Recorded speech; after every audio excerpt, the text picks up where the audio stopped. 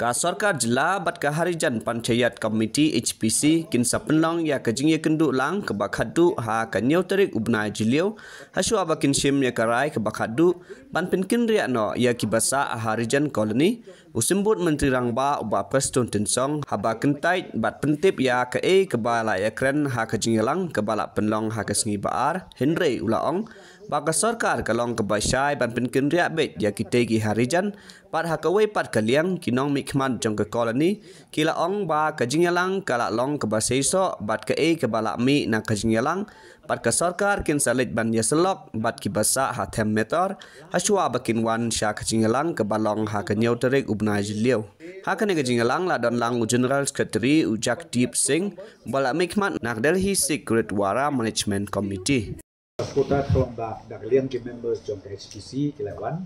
hakaba ke wan lang ru u lawyer jong ki nang te nang Delhi bat kumju ru u general secretary jong ke Gurudwara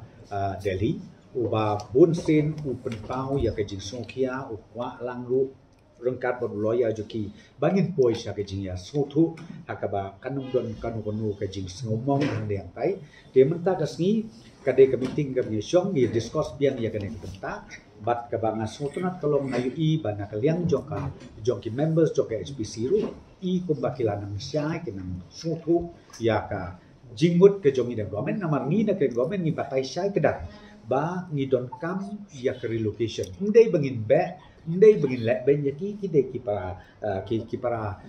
baya songlang hane merla ki bala contribute bala tresitom nu nang mentare jela jongi bakan kiu sakmat bat kiu saprang kam tame ha tu por ka binam ong don tang ka service ka service latrin ka ba 4 don gini ki septic tank gini kitai de maki ki ba put khoi ki ba suba na dong sedong ha ba to por ngong pi ni tamat pe ya ki tenteng ni te ni sme to de nang ra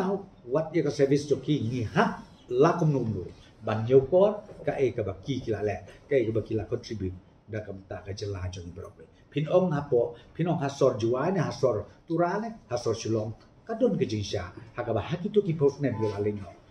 don batre ban ye kren sapang ka ni ka ja issue to de menta ka sngi ngong e pi ha ka jing ye kren na so thu ba ki ru ki shai ngi ru ngi ai ya ki pet ka ni ka jing bu jongi kumne begin la kumne ni kwa ban ra ya pi ka jaka ka ba biang ka ba lok save ka jaka ka ba kam